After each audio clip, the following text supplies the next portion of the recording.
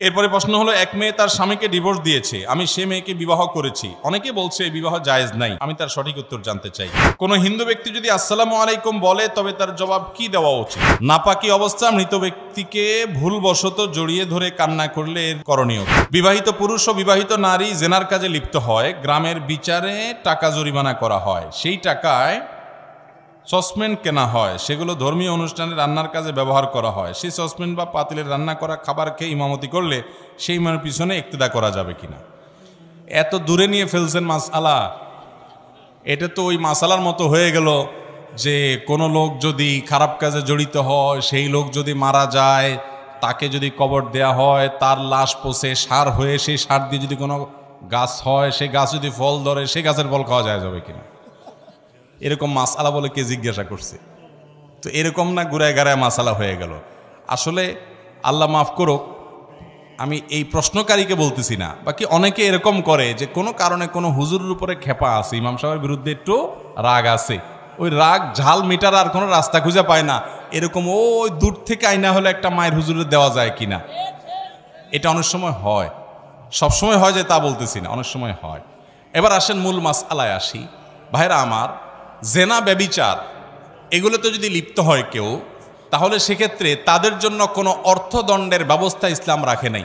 কোনো প্রকার অর্থদণ্ড আরোপ করা যাবে না। এই জাতীয় অর্থদণ্ড শরিয়ার দৃষ্টিকোণ থেকে জায়েজ নাই। বহু গ্রাম্য সালিশে এই কাজ করা হয় যে ছেলে মেয়ে জেনা করছে, ধরা পড়ছে, তাহলে এবার গ্রাম্য সালিশে বিচার হয়, বিচার হয়ে এবার ঠিক আছে, তাহলে এবার দোনোজন 10,000 করে টাকা জমা দিয়ে দেখ, অথবা ছেলেটার কাছ থেকে আর টাকা নেওয়া হয়, নিয়ে ওইটা নিয়ে আপনি পাতিল কিনে রান্না করে মসজিদে মাদ্রাসায় দুমসে খাইলেন, এটা জায়েজ হবে না। আপনাকে শরীয়তে অধিকার দেয় নাই যে তার উপরে অর্থদণ্ড করবেন। জেনার নির্দিষ্ট শাস্তি আছে, সে শাস্তি আবার চাইলেই গ্রামের মাতব্বর শুরু করে দিবেন আর যে কেউ বিচার করা শুরু করে দিবেন, এত সহজ না। এই বিচারটা বিচারিকভাবে হতে হবে, যেন তেনভাবে যে কেউ আইন হালাতে তুলে নিতে বা বিচার করা শুরু করেন, তাহলে কি হবে? অনেক অবিচার হবে। বিচারের নাম বহু অবিচার হয় কি হয় না? একটা ভালো মানুষকে জেনার দোষে দোষী বানায় দিলেন, আর অনেক সময় একজন দোষী মানুষকেও নির্দোষ বানায় দিলেন, কারণ সবার হাতে হাতে যদি বিচারের ছড়ি দেওয়া হয়, তখন দেখা যাবে সেটার অপব্যবহার হবে। নবী করিম সাল্লাল্লাহু আলাইহি সাল্লাম একই সঙ্গে তিনি মদিনার শাসক ছিলেন, একই সঙ্গে তিনি প্রধান বিচারপতি ছিলেন। তিনি যখন কোনো বিচারিক আদেশ দিতেন, তখন বিচারের জায়গা থেকে, বিচারকের জায়গা থেকে তিনি দিতেন। অতএব আইন যদি সবাই হাতে তুলে নেয়, তাহলে আপনাকে আমি খুন করব, আপনি আমারে খুন করবেন কেন? আমার দৃষ্টিতে আপনারে খুন করা জায়েজ, আপনার দৃষ্টিতে আমারে খুন করা জায়েজ, দুনিয়াতে মানুষই তো টিকবো না আর। তাইলে এই জন্য সবাই বিচার যার যার মতো হাতে তুলে নিতে পারেন না। বিচ্ছিন্ন কোনো বিষয়, কেউ এমন কোনো অপরাধ করেছে, মানুষের রোষানলে পড়েছে এবং সেই কারণে কোনো দুর্ঘটনা ঘটেছে, সেটাতেও যদি সীমালঙ্ঘন হয়, সেটা বিচার্য বিষয়। কিন্তু সচরাচর এই যে জেনার বিচারের নামে গ্রামাঞ্চলে যেটা হয়, সালিসি বিচারের মাধ্যমে, এখানে অর্থদণ্ড আরোপ করা জায়েজ নাই। অতএব এটা খাওয়া বা এটা ভোগ করাও কি হবে না? জায়েজ হবে না। যেসব পুরুষদের সাথে দেখা দেওয়া জায়েজ নাই, অর্থাৎ গায়রে মাহরাম, তাদেরকে বেগানা মহিলা যদি সালাম দেয়, সেটা জায়েজ আছে কিনা? আর যদি কোনো মহিলা সালাম দেন কোনো বেগানা পুরুষকে, তাহলে তার উত্তর নেওয়া যাবে কিনা? ভাইরা আমার, পুরুষ পুরুষকে সালাম দিবে, মহিলা মহিলাকে সালাম দিবে, কোনো সন্দেহ নাই। পুরুষ মহিলাকে, যদি পরিবারের মহিলা হয়, অর্থাৎ মাহরাম মহিলা হয়, মা বোন স্ত্রী, তাদেরকে সালাম দিবে। আবার মহিলারাও পুরুষদেরকে সালাম দিবে, মাহরাম পুরুষ হলে মা ছেলেকে সালাম দিবে, স্ত্রী স্বামীকে সালাম দিবে, বোন ভাইকে সালাম দিবে, কোনো সমস্যা নাই। যদি পুরুষ আর মহিলা গায়রে মাহরাম হয়, অপরিচিত হয়, যাদের সাথে পর্দার বিধান প্রযোজ্য, এরকম যদি হয়, তাহলে সেক্ষেত্রে সালাম দিবে কিনা? তো এটার উত্তর হলো, সাধারণ বিধান হলো এক্ষেত্রেও সালাম দিবে, যদি ফিতনার ভয় আশঙ্কা না থাকে। আল্লাহ রাব্বুল আলামিন নারীদের কণ্ঠে বিশেষ কোমলতা দিয়েছেন, এবং সেই কোমলতার কারণে অনেক পুরুষ, বিশেষ করে যাদের দিল যত বেশি রুগ্ন হয়, তাদের মনে তত বাজে কল্পনা, যাতে জল্পনা, বাজে চিন্তা আসে, এবং অনেক সময় ফিতনার দিকে চলে যায়, কথাবার্তা হয়, আলাপ সালাপ হয়, এরপরে হতে হতে আস্তে আস্তে দেখা যায় আরও অনেক হারামের দিকে মানুষ চলে যায়। এরকম আশঙ্কা যদি থাকে, তাহলে নারী পুরুষ একে অন্যকে এভাবে সালাম দিবে না। যদি দেয় তাহলে মনে মনে জবাব দিবে, যদি জবাব জোরে দিলে ফিতনার ভয় থাকে। বাকি সাধারণ অবস্থাতে জবাব দিতে পারবে। আল্লাহ কোরআনে বলেছেন ওয়াকুলনা কাওলাম মারুফা, মেয়েরা তারা কথা বলবে, স্বাভাবিক কথা বলতে পারবে। কোরআন আয়াত থেকে বোঝা যায় তো এই স্বাভাবিক কথার মধ্যে সালামও থাকে। এটা সাধারণভাবে যদি বলা হয়, কণ্ঠের মধ্যে বিশেষ কোমলতা সৃষ্টি করা না হয়, বিশেষ কোনো কৃত্রিমতা সৃষ্টি করা না হয়, কণ্ঠের মধ্যে বিশেষ ধরনের আকর্ষণীয় করে ওইটা যদি উপস্থাপন করা না হয়, নর্মালি এটা জায়েজ আছে। ফিতনার আশঙ্কা থাকলে এটা করাকে অনেক ইমামগণ ওলামায়ে কেরাম মাকরুহ বলেছেন। কথা কি বুঝাতে পারছি? অতএব বেগানা পুরুষ বেগানা নারী একে অন্যকে সালাম যদি দেয়, ফিতনার আশঙ্কা নাই, জায়েজ আছে। কিন্তু ফিতনার আশঙ্কা আছে এরকম হলে, অর্থাৎ আপনার মনে বাজে চিন্তা আসতে পারে, একটা ইয়াং মেয়ে ইয়াং ছেলে নির্জন জায়গা বা পরবর্তী তাদের সাথে পরিচয় হতে পারে, কথা সামনে বাড়তে পারে, এবং এই সাউন্ডের কারণে ভয়েসের কারণে নিজের মধ্যে মনে বাজে জল্পনা কল্পনা আসার আশঙ্কা আছে, তাহলে সালাম না দেওয়াই উত্তম। যদি দেয়া হয়, আপনাকে একটা মেয়ে সালাম দিছে, আপনি জবাব দেওয়াটাকে বিপদের কারণ মনে করছেন, আপনি মনে মনে জবাব দিবেন। অনেকে এই সমস্ত কথা শুনলে মনে করে এত হিসাব নিকাশ করে দুনিয়াতে চলা যায় নাকি? ভাই, জান্নাত প্রত্যাশী মানুষকে এর চাইতে বেশি হিসাব করা লাগে। আর যার জান্নাত জাহান্নাম নাই, যার আল্লাহ নাই, যার আল্লাহর প্রতি ঈমান নাই, যে শয়তানের কথা মতো চলে, ও তো নফসের গোলাম, তার খেয়াল খুশি মতো যা খুশি সে করে। আমাদের প্রতিটা পদক্ষেপে চিন্তা করতে, আর এটা একজন নারীর প্রতি সম্মান প্রদর্শন, যে একজন নারী তার ব্যক্তিত্ব, তার সম্ভ্রম, তার ইজ্জত যাতে কোনো পুরুষ মনে মনে বাজেভাবে তাকে নিয়ে খারাপ চিন্তা করে জেনা করতে না পারে, নিকৃষ্ট চিন্তা তাকে নিয়ে যেন করতে না পারে, ইসলাম তার জন্য সব ব্যবস্থা রেখেছে। এই পর্দার বিধান হলো আমার বোনদের জন্য, মায়েদের জন্য সম্ভ্রম এবং ইজ্জত রক্ষা করবার জন্য, তাদেরকে সম্মান দেওয়ার জন্য। আর পর্দাহীনতা এটা বেশিরভাগ ক্ষেত্রে নারীকে অসম্মানের দিকে নিয়ে যায়।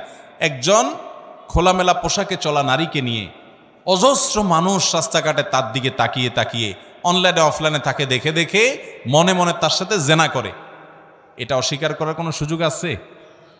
অস্বীকার যদি করেন তাহলে বুঝতে হবে হয় মিথ্যাবাদী, আর না হলে রোগ আছে, ডাক্তার দেখাইতে হবে। এরপরে প্রশ্ন হলো, এক মেয়ে তার স্বামীকে ডিভোর্স দিয়েছে, আমি সে মেয়েকে বিবাহ করেছি, অনেকে বলছে এই বিবাহ জায়েজ নাই। আমি তার সঠিক উত্তর জানতে চাই। দেখুন, প্রথম কথা হলো, ডিভোর্সি মেয়ে বিয়ে করা বা স্বামী পরিত্যক্ত মেয়ে বিয়ে করা এটা তো শুধু জায়েজ না, ওই মেয়েকে উপকার করার উদ্দেশ্যে করলে তো সেটা সওয়াবও হতে পারে। কিন্তু কথা হলো যে ডিভোর্সটা শরীয়ত অনুযায়ী হয়েছে কিনা। কারণ কোনো নারী তিনি নিজের স্বামীকে তালাক দিতে পারেন না নর্মালি, কিন্তু অর্পিত তালাক যদি দেওয়া থাকে, বাংলাদেশের প্রচলিত কাবিননামার 18 নম্বর কলামে যে লেখা আছে, যদি স্বামী তার স্ত্রীর প্রতি জুলুম করে, ভরণ পোষণ না দেয়, এটা করে সেটা করে, তাহলে সেক্ষেত্রে সে নিজের প্রতি নিজে তালাক গ্রহণ করিতে পারিবে। ওইটা যদি ফিল আপ করা থাকে, ওখানে যদি সই করা থাকে স্বামী স্ত্রীর, বিশেষ করে স্বামীর, তাহলে সেক্ষেত্রে অর্পিত তালাকের পাওয়ার স্বামীর উপরে স্ত্রী নিজের উপর নিজে প্রয়োগ করতে পারে, নিজের উপর নিজে প্রয়োগ করতে পারে। কোনো স্ত্রী যদি বলে স্বামীকে, তোমাকে আমি তালাক দিলাম, কিয়ামত পর্যন্ত বললেও তালাক হবে না। সে যদি বলে আমার নিজের প্রতি নিজে তালাক গ্রহণ করলাম, ওই অর্পিত তালাকের পাওয়ার বলে, যদি পাওয়ার দেওয়া থাকে আর যে শর্তে পাওয়ার দেওয়া, সেই শর্ত যদি পাওয়া যায়, বহু যদির পরে সেটা হতে পারে। এই জন্য ফতোয়া বোর্ডে গিয়ে, মুফতিদের কাছে গিয়ে এই তালাক হয়েছে না হয় নাই আগে পুঙ্খানুপুঙ্খ যাচাই করে তাহাকি করে ফতোয়া নেবেন, তারপরে এবার চিন্তা করবেন। এরকম যদি তালাক সত্যি হয়ে যায়, তাহলে ডিভোর্সি মেয়ে তাকে বিবাহ করলে, বিশেষ করে তার প্রতি জুলুমের কারণে সে অসহ্য হয়ে যদি সেখান থেকে বিচ্ছেদ হয়ে আসতে হয়েছে, এরকম হয়, তাহলে সেক্ষেত্রে তার উপকার করতে গিয়ে, সহায়তা দেখাতে গিয়ে আপনি বিয়ে করলে সেটা ভালো। কিন্তু সহায়তা দেখাতে গিয়া কয়দিন পরে যেন তার প্রতি আবার বিতৃষ্ণ হয়ে অন্য পথে গিয়ে তার প্রতি অবিচার আর যেন না করেন, সেটা খেয়াল রাখেন। অতএব এটা জায়েজ আছে। সাহাবায়ে কেরাম বহু ডিভোর্সি মেয়েকে বিয়ে করেছেন। নবী করিম সাল্লাল্লাহু আলাইহি সাল্লাম তার স্ত্রীদের মধ্যে বেশিরভাগই এরকম ছিলেন যে তাদের পূর্বের স্বামী ছিল, হয় স্বামী মারা গেছেন কিংবা তাদের সাথে বিচ্ছেদ ছাড়াছাড়ি হয়েছে। কোনো হিন্দু ব্যক্তি যদি আসসালামু আলাইকুম বলে, তবে তার জবাব কি দেওয়া উচিত? ভাইরা, ইসলাম আমাদেরকে অন্য ধর্মের মানুষদের সাথেও সৌজন্যতার শিক্ষা দেয়। আমরা একটা সমাজে যখন বসবাস করব, বিভিন্ন ধর্মের মানুষ, অন্যান্য ধর্মের মানুষের সাথে আমাদের সৌজন্য, সম্প্রীতি, সৌহার্দ্য থাকবে। আল্লাহ তাআলা কোরআনে বলেছেন, লা ইয়ানহাকুমুল্লাহু আনিল্লাযীনা লাম ইউকাতিলুকুম ফিদ-দীন ওয়া লাম ইখরিজুকুম মিন দিয়ারিকুম আন তাবাররুহুম ওয়া তুকসিতু ইলাইহিম ইন্নাল্লাহা ইউহিব্বুল মুকসিতিন। যে সমস্ত ভিন্ন ধর্মের মানুষেরা, অন্যান্য ধর্মের মানুষেরা যারা মুসলমান না, তারা যদি তোমাদের উপরে যুদ্ধ চাপিয়ে না দেয়, তোমাদের দেশ থেকে বের করে না দেয়, সহাবস্থান করে, তাহলে সেক্ষেত্রে তাদের প্রতি ন্যায়নিষ্ঠ আচরণ করতে আল্লাহ নিষেধ তো করেনই না, বরং ন্যায়নিষ্ঠ আচরণকারীকে আল্লাহ ভালোবাসেন। তাহলে তাদের সাথে ন্যায়নিষ্ঠ আচরণ করতে হবে। এখন সে আপনার সাথে কথা বলেছে, আপনি পাল্টা জবাব দিবেন। সে আপনার সাথে সুন্দর আচরণ করছে, আপনি অবশ্যই সুন্দর আচরণ করবেন। সে আপনাকে একটা কথা বলে অভিবাদন জানিয়েছে, আপনিও জবাব দিবেন।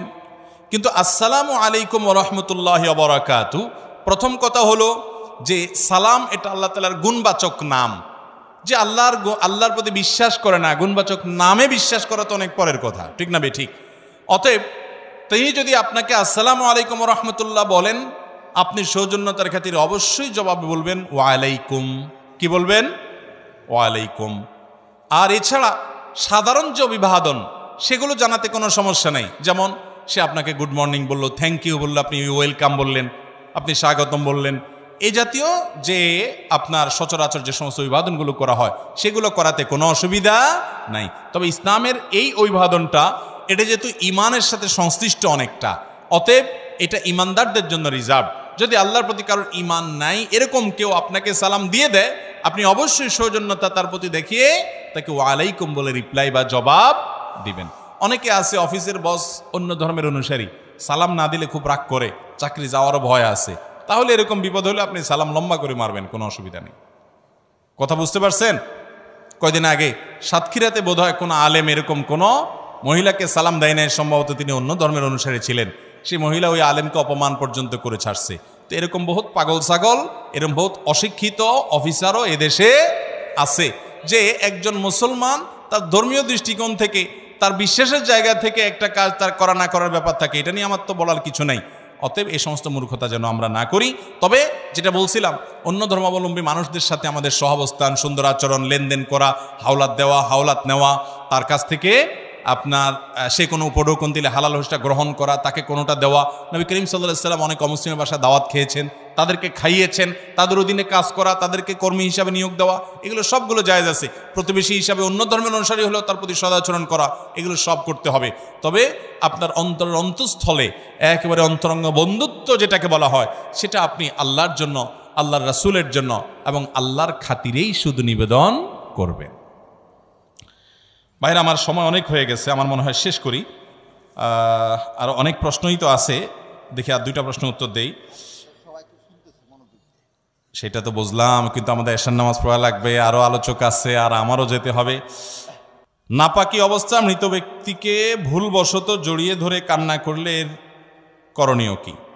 ভাই, নাপাক অবস্থায় মৃত ব্যক্তিকে, নিজের বাবা মা কেউ মারা গেছেন, শরীর নাপাকি অবস্থায় জড়িয়ে ধরে যদি কান্না করেন, কোনো গুনাহ হবে না। এর কারণে কোনো গুনাহ হবে না।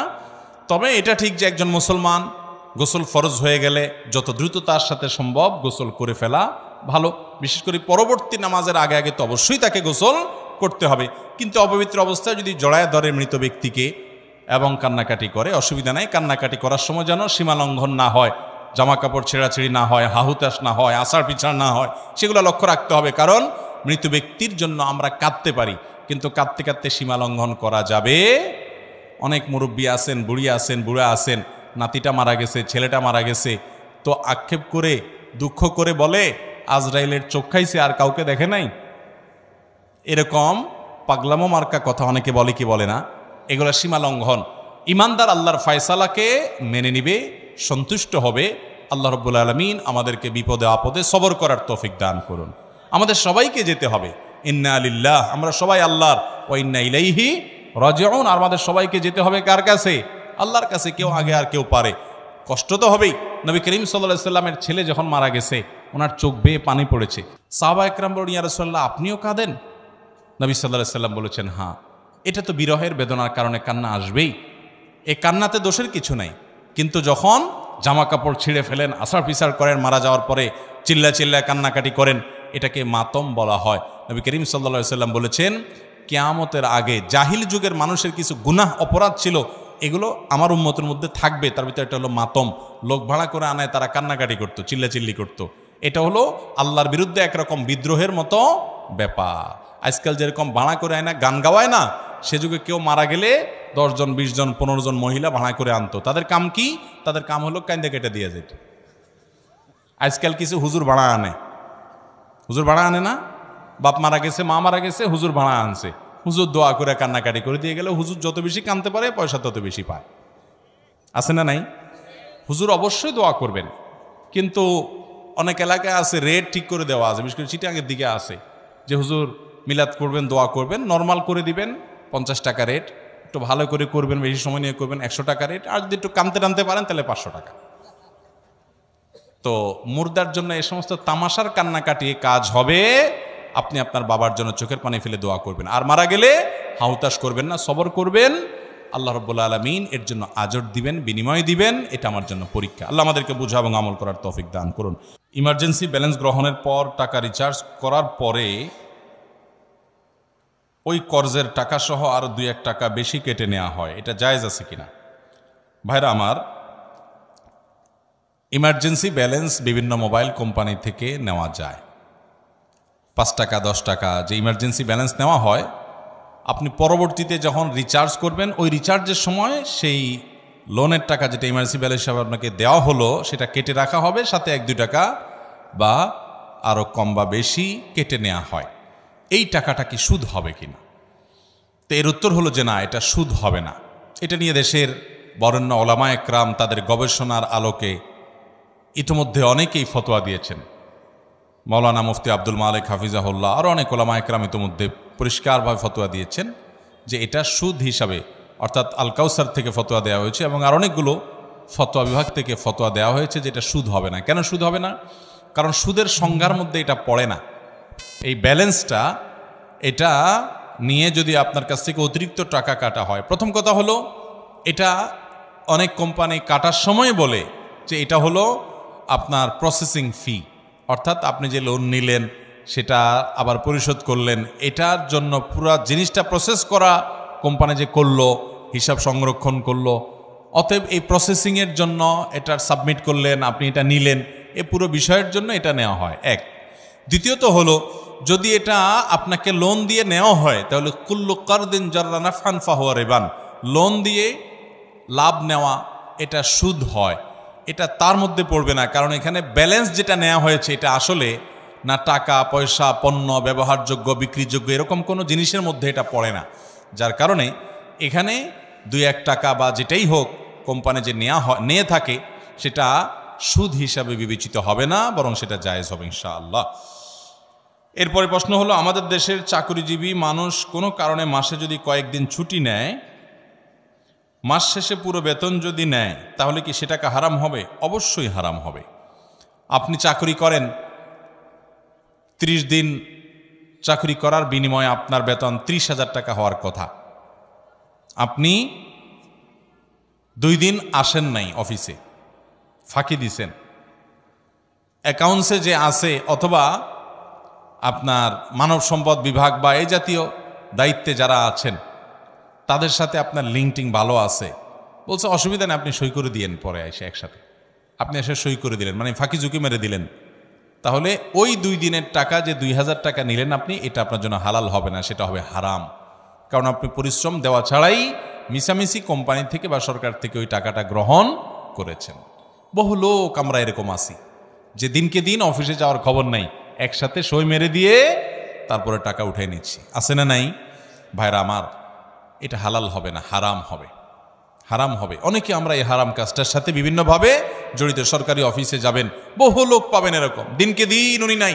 বিশেষ করে অফিসার যত বড় হয় এই টাইপের অপরাধগুলো তত বেশি হয়, যে উনি অফিসের প্রধান কর্মকর্তা, যার কারণে ওনারা দেখার কেউ নাই, আর নিচে যারা আছে তারা ভয়ে কোথাও বলতেও পারে না, বলেও না, সবাই নিজের সুবিধা পাওয়ার জন্য ওনাকে জি হুজুর করে। উনি ওই চান্সে একসাথে এসে পুরো মাসের সই বা কয়েকদিনের সই একদিন করে দেয়। আছে না নাই এই রোগটা? ওই কয়দিনের উপার্জন হালাল হবে না। হ্যাঁ, কোম্পানির কাজে আপনি বাইরে গেছেন, সই করতে পারেন, সেটা তো ভিন্ন কথা, কিন্তু আপনি গায়ের হাজির ছিলেন ব্যক্তিগত কাজে, আইসা এই কাম করলেন, জায়েজ হবে না। শুধু এটা নয়, আরও সূক্ষ্ম বিষয়, অনেকে আছে যে 8 ঘন্টা ডিউটি, কথার কথা তার চুক্তি 8 ঘন্টার বিনিময়ে সে বেতন পাবে, সে আসে 2 ঘন্টা পরে, যায় 2 ঘন্টা আগে, সই করার সময় মিথ্যাটা লেখা রাখে, এটাও জায়েজ হবে। হ্যাঁ, যদি আপনি যার চাকরি করেন, কোনো একটা প্রতিষ্ঠানে চাকরি করেন, আপনার মালিক সে 2 ঘন্টা পরে আসেন, আধা ঘন্টা পরে আসেন, 20 মিনিট পরে আসেন, এটা সে অ্যালাউ করে, সে জানে এবং আপনাকে কিছু বলে না, সে মেনে নেয়, তাহলে ভিন্ন কথা, সেটা আপনার জন্য জায়েজ হতে পারে। বিশেষ করে সরকারি চাকরিতে এবং কোম্পানির চাকরিতে আপনি এরকম ফাঁকি ঝুঁকি দিয়া পরে আয়সা লেখা দিবেন আমি বরাবর 9টায় ঢুকেছি, আসলে আপনি 10টা 11টার দিকে আসছেন, এই মিশামিশি লিখলে ওই সময়ের বেতন হালাল হবে ভাই। ইবাদতের স্বাদ পাবেন না যদি বেতন হারাম হয়, দোয়া কবুল হবে না যদি বেতন হারাম হয়। ওই মক্কায় গিয়া দোয়া করলেও হাদিসে আছে দোয়া কবুল হবে না, আন্না ইউস্তাজাবু লিযালিক, দোয়া কবুল হবে না যদি হারাম উপার্জন। হারাম উপার্জন এমন ডেঞ্জারাস জিনিস, আপনি আমল কম করেন, উপার্জনটা যেন হালাল থাকে সেই চেষ্টা করবেন ইনশাআল্লাহ। বহু তরুণ ভাইরা আছেন আমার, অনেক শিক্ষার্থী আছেন, পণ করেন, প্রতিজ্ঞা করেন যুবক ভাইরা যে ইনশাআল্লাহ আল্লাহ আমাকে কখনো কোনো একটা পর্যায়ে চাকরি বাকরি করার, হালাল উপার্জন করার মাধ্যম যখন দিবেন, আমার প্রতিটি পয়সা টাকা টন করে বাঁচবে, হারাম 1 টাকাও গ্রহণ করব না ইনশাআল্লাহ। চেষ্টা করবেন তো ইনশাআল্লাহ। আল্লাহ তাআলা আমাদেরকে তৌফিক দান করুন।